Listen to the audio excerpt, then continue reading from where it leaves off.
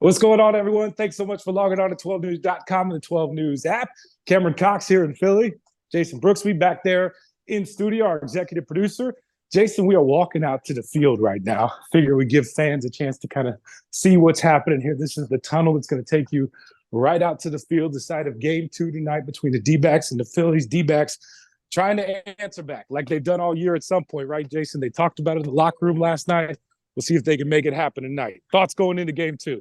Well, I love this access once again. I just feel like I just, went down that tunnel. I'm putting myself in, Corbin Carroll's there as you go out step onto that field and just feel that game too. So once again, just love that you're taking us there, experiencing that tunnel walk and Sure. getting up there. And hopefully tonight's outcome is different than last night's.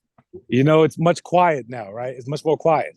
This stadium rocks. And I'll tell everybody, what you see on TV, it's even louder in person. That first inning last night, Jason, you could barely hear a thing because all you just heard was noise, sirens, music.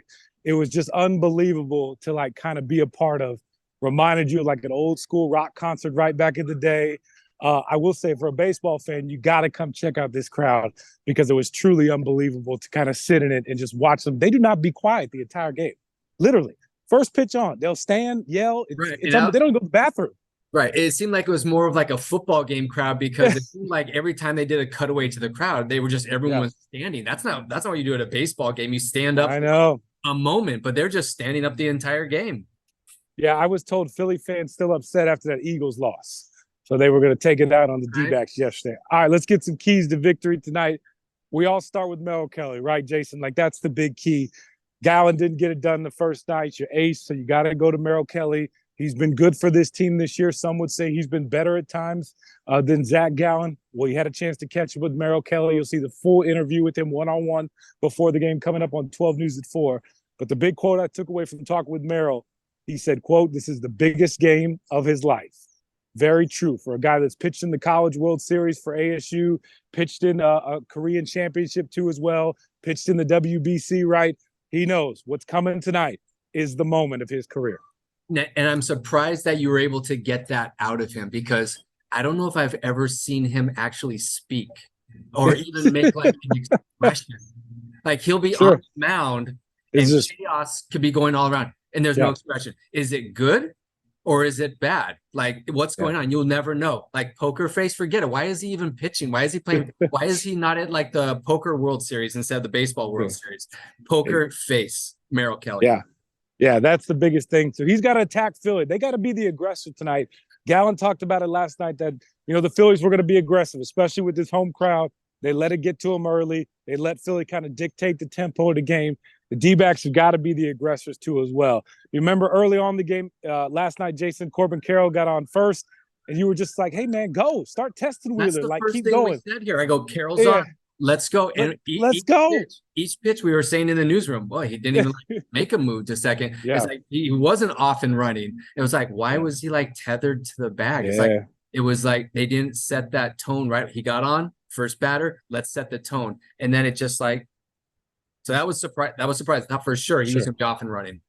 I agree. So they got to do that again too as well. And their core hitters, Jason, 1 through 7 last night only had 2 hits. Got to hit the ball better against this Phillies team. They're going to knock it out of the park. They're going to put it in play. You saw that they hit Gallen hard.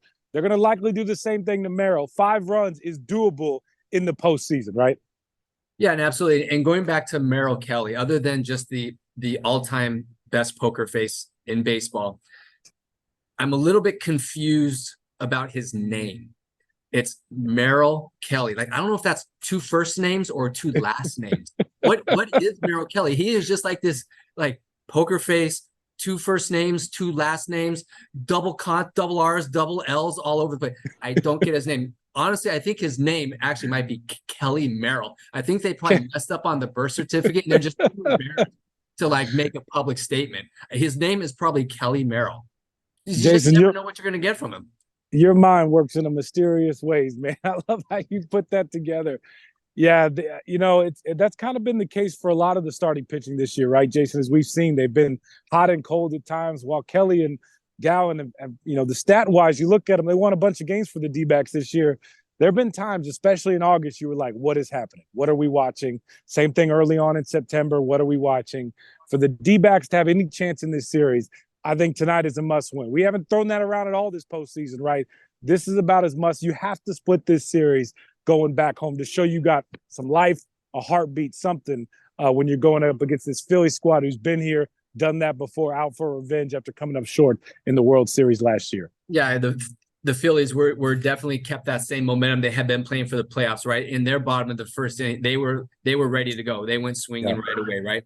And so they need to come back. The D-backs need to come back and play with that energy and that aggression that they had coming into this game, all right? Into this series, what they had shown. And like I said, I think Corbin Carroll will be off and running. I think it'll match that enthusiasm, right? This not only is that an emotional ballpark, but right, that's the Phillies team. They're right with those fans. They ride that emotion too, right? Bryce Harper, there may not be anyone in the league that plays with the emotion that he plays with. He he takes that on his shoulders and he carries the rest of the team. He allows them, no matter how he does, he'll bring the energy. And obviously right now he's doing a ton, and the other players can ride off his energy. He will put the pressure right on his shoulders, and they can just ride the momentum from him and from the fans at the ballpark.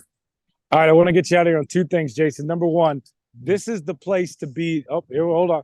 Phone buzz. There we go. You got me?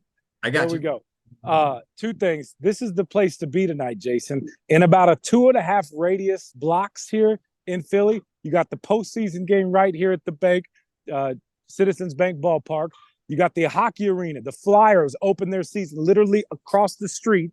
And then you Lincoln Financial Field where the Eagles play is right back over there. There's a Mexico soccer game happening all around the same time. I was adding up math and numbers in my head, and I'm not great at it, but there'll be more than 130,000 people filling these two blocks tonight for sporting events in Philly. This is the place to be. The Mexico fans have been out here. What I was just told, we were walking to the ballpark. They've been tailgating since 9 a.m. this morning. Some showed up in the middle of the night last night. It'll be an unbelievable atmosphere. We're going to show it to you on 12 News at 4 o'clock because we're going to be outside the stadium.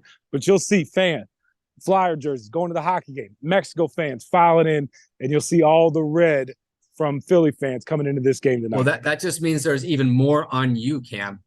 You are representing out there. That's I got to hold the line. To put on your shoulders. I got to hold the line. Jason, I still waiting to find some D-back fans. I brought 8 towels with me. You know those towels they were waving at Chase Field? I was going to give them out.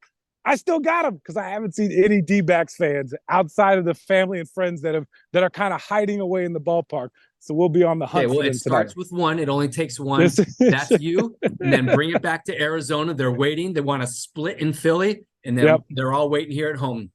Yeah, and then I'm going to go ahead and give my bold prediction. I think the D-backs get it done tonight. Listen, I can't stress to you how impressive last night was. To be down 5-0 feels like 15-0 in this building. It literally, the final score, it doesn't even feel like it was that close. But for the D-backs to keep it that close, when you look at reality, for them to get the runners on base, for them to give themselves a chance, for them to attack that Phillies bullpen who comes out averaging 96, for the D-backs bullpen to shut the Phillies down late. Like, there are some winnable things you could truly build on, which is why I think the D-backs can hang with these guys, and I think they get it done tonight, even the series, sending it back home. All right, well, we'll give you a lot of that credit for holding the line there and bringing it back home 1-1. Hey, what's the weather like? Did you sweat coming in today? Well, you know what?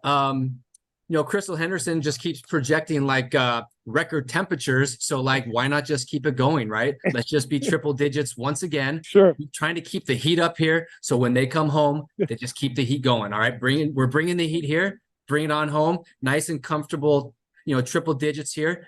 Yeah. The Phillies won't be able to handle that, and we'll have a good homestand. All right, well, you're sweating. I'm freezing. Anything below 60, man, I bring out that heated jacket because I just can't handle it. I'm a baby when it comes to cold weather. All right, Jason, appreciate the time, buddy. Thank you so much for you logging on to 12news.com and the 12 News app. Game 2 tonight. Can the D-backs even up the series, handle adversity well? We'll see. All right, excellent coverage, Cam. Keep it going.